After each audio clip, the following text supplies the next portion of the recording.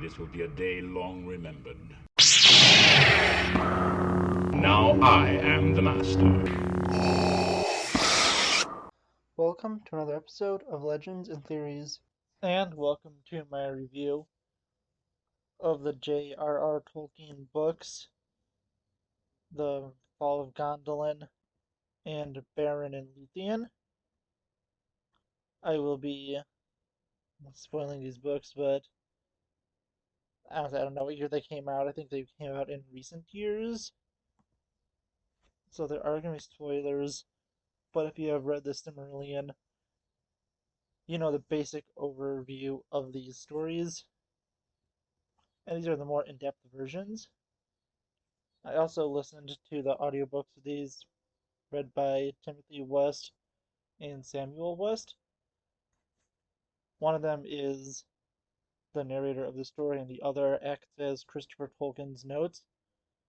I am not sure which is which, but I'm going to talk about them quickly, and I think that they did do a good job narrating the book, well, both books, and they do a good job with it and putting in everything that Christopher Tolkien added in, because with these books are in a different format than the other books that I have reviewed, like Lord of the Rings, The Hobbit, and The Silmarillion, with them having a story and then a bunch of different revisions and changes to it. So with these books, if you just want the straight up story, you could go and read the single chapter based on it, although it is not really the finished version, especially for Beren and Lúthien, where I noticed a lot of contradictions between that and the Silmarillion, and that is explained later that this was the original version.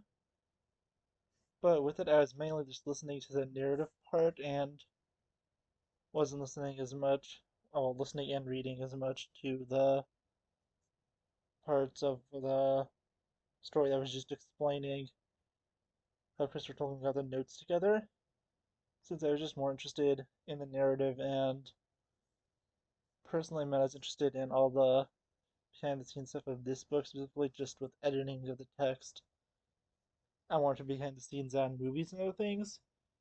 That's a completely different topic, but it was just a small explanation. I don't want to go any farther because going any farther is a completely different topic. Yeah, looking at Beren and Lúthien, the story they have is really similar to the outline given in the chapter in the Silmarillion, but there are some changes in it. They are not as noticeable in Fall of Gondolin because, if there are any, Fall of Gondolin is way shorter of a chapter. And if you looked at the audiobook, I think that Beren and Lúthien was like an hour and 40-ish minutes. I don't remember the exact amount of time, but it was around there. But I'm not 100% sure exactly at its length. And then looking at, I think it was Fall of Gondolin, I think that was like 20 to 30 minutes long. And yeah, with it, there's a lot more they were able to fill in, while we got the pretty great outline of Beren Lúthien's life. And some things that were changed was he was imprisoned by Melkor himself, or Morgoth, as he would be known at the time, although they do refer to him in both this one and the other one as Melko. And honestly, I didn't really listen to the explanation. I went straight into the narrative, but I'm assuming it was short form Melkor. As I said, I just listened mainly to the story stuff. And with it, I think it was really interesting to see the story and its changes. And this is one where I did prefer the story, mainly in the Silmarillion and The other ones, I think that they did a lot better job. Fall of Gondolin and Children of Ruin, which I will be reviewing tomorrow. But with this one specifically, I just feel like it was not as interesting because, as I kind of got sidetracked from, in the Silmarillion, it is Sauron who captures Beren and imprisons him and his allies. But in this book, in the original draft, it was, I believe it was Morgoth himself who had him captured and sent him to his kitchens to work under, was like the Lord of Cats, who was, I think, completely cut out of it. But besides that, I think is the most major thing. The basics of the story all were the same, and yeah, it was a really interesting story. It was, I think, as I said, this is the only one I think that was done better in the Silmarillion itself, but I still enjoyed it, and looking at the changes and the just little revisions to it mentioned later on, where it goes over the story in its final form, which I didn't listen to the narrative parts from Christopher Tolkien. I just, well, narration parts, not narrative, but I was just going and listening to the main story of it. And with it, they did a really good job with the story. I really did have a good time reading it. It's just, I think the story was not as well done as a Silmarillion, and that's honestly the only complaint I have. It's still a really good story, and if I read them the other way around, I may think the other way. But since I did read the Silmarillion first, I definitely like that version more.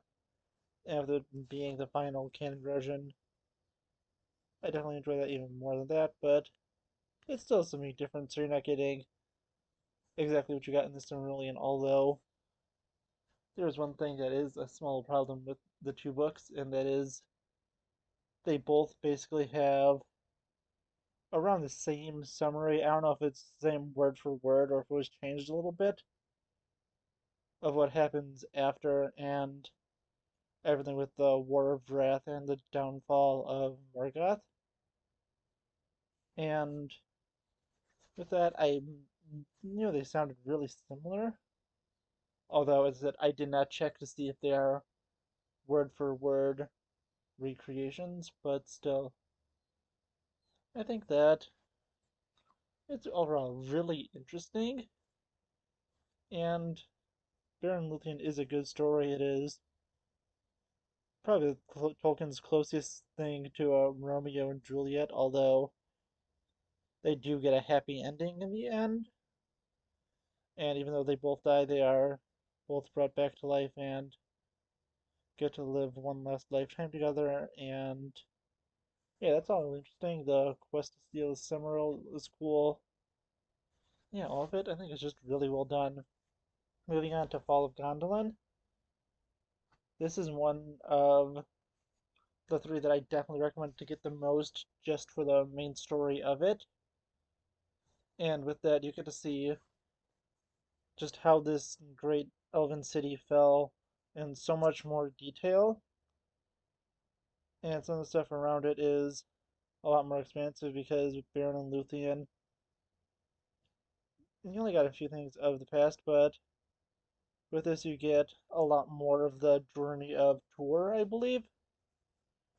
And with him, you get to see everything he went through, and that's mainly the later chapters with the main storyline in the start of the book, because there's one large chapter just devoted to the entire Fall of Gondolin, and with that, that was a really story. It's really interesting, and it was really well done. I think that of all of them, this is probably the most essential to get because it was so shortened in the Silmarillion, and although my personal favorite of the three is Children of Ruin, I think that of all of them in terms of details, this is the most important.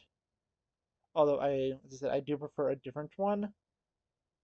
I think that the importance of this one and how much more it adds in makes it the most important, although, in my opinion, not my favorite. Although I can see how someone could argue that one is their favorite. And yeah, looking at it, it was just a really great experience. I really enjoyed both reading and listening to the audiobook. I did that with some Tolkien ones, and I had a few spare like Audible credits from just some other stuff on it, and I used those to get some Star Wars books. But yeah, I wanted to listen to all the Tolkien ones so I can make sure I didn't miss any details and had either the correct or best pronunciation, because they're not always perfect, but it's definitely something interesting to have, and it's so much better to comprehend everything when you're both reading and listening to the audiobook. And with that, I think that, yeah, it is a really good storyline. I think that I would well, definitely recommend it. And I honestly don't have too much more to say. I'm more excited to be doing my one of Children of Hurin, because right after I finish this and upload it, I am going to be recording that. And yeah, honestly, I just want to know what you think, and I will hopefully have the chance to record my first Lord of the Rings What If, which is what if the Fellowship took the Eagles to Mordor? And with me being over a day ahead on this, and as long as I record that video next, I should have the time to record it tomorrow. And I'll be a little less frequent this weekend Skywalker Saga, but next week I may be able to finish the game. I am not 100% sure, but I'll talk about that in the weekly update.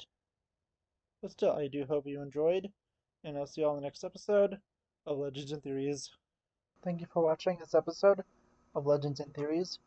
Please subscribe, like the video, share the video, leave a comment, check out the video on screen, and may the Force be with you.